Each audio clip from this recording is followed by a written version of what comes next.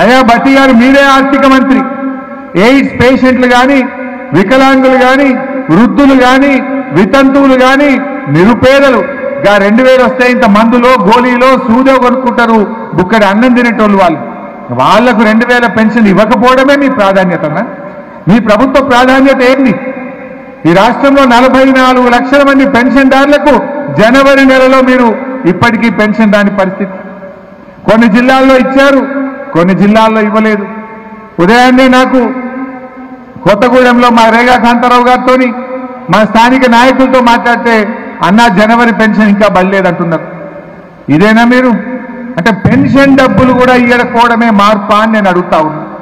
మా రామకృష్ణారెడ్డి గారు అన్నారు ఆనాడు కేసీఆర్ పాలనలో మోటారు కట్టుకొత్తుతే మళ్ళా బాయి దిక్కు మర్ర చూడాల్సిన అవసరం లేదు, ఇవాళ మనిషిని పెడితే తప్ప నీళ్లు వారని పరిస్థితి, గంటకు కరెంటు ట్రిప్ అవుతుంది, రోజుకు 6 సార్లు కరెంటు పోతుంది, 12-14 గంటల కరెంటు రాని పరిస్థితి ఉందని ఇప్పుడే స్వయంగా ఒక రైతుగా ఉన్నటువంటి రామకృష్ణారెడ్డి మన ముందే మాట్లాడింది.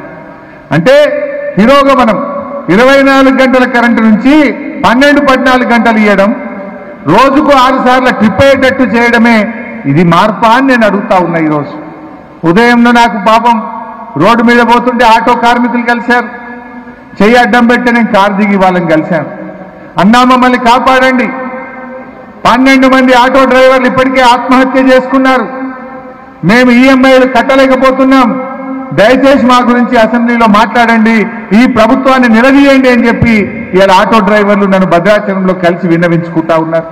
అంటే ఏంది ఇవాళ మార్పు? అంటే 6 లక్షల మంది ఆటో డ్రైవర్లను రోడ్డు మీదకి తేవడమే మీరు తెచ్చిన మార్పా అని నేను అడుగుతా ఉన్నా. ఈరోజు నిజంగా మీకు ప్రేమ ఉంటే, చిత్తశుద్ధి ఉంటే ఈ ఆటో డ్రైవర్లకు నెలకు 10,000 రూపాయలు మీరు ఇచ్చి ఆ ఆటో డ్రైవర్లను కాపాడాలని చెప్పి ఈ ప్రభుత్వాన్ని నేను డిమాండ్ చేస్తా ఉన్నా.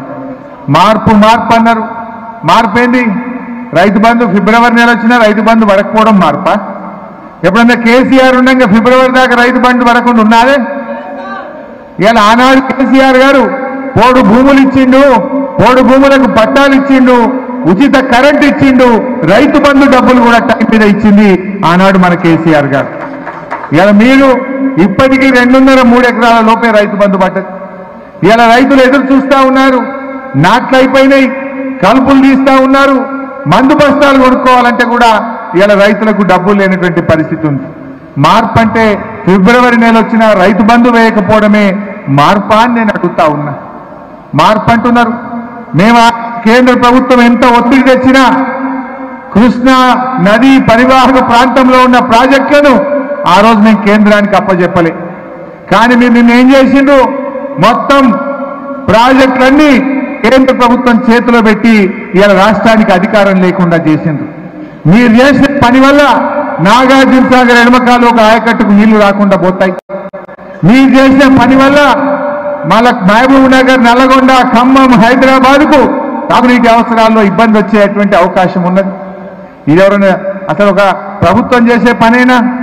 మీరు ఉన్న ప్రాజెక్టులు ఢిల్లీ చేతిలో పెట్టి ఇవాళ మనం వాళ్ళ చేతుల్లో కీలుబొమ్మలుగా ఈ రాష్ట్రాన్ని మార్చినటువంటి ఘనత ఇవాళ కాంగ్రెస్ పార్టీది. ఇదేనా మార్పు? అంటే ఏం మార్పు తెచ్చింది మీరు?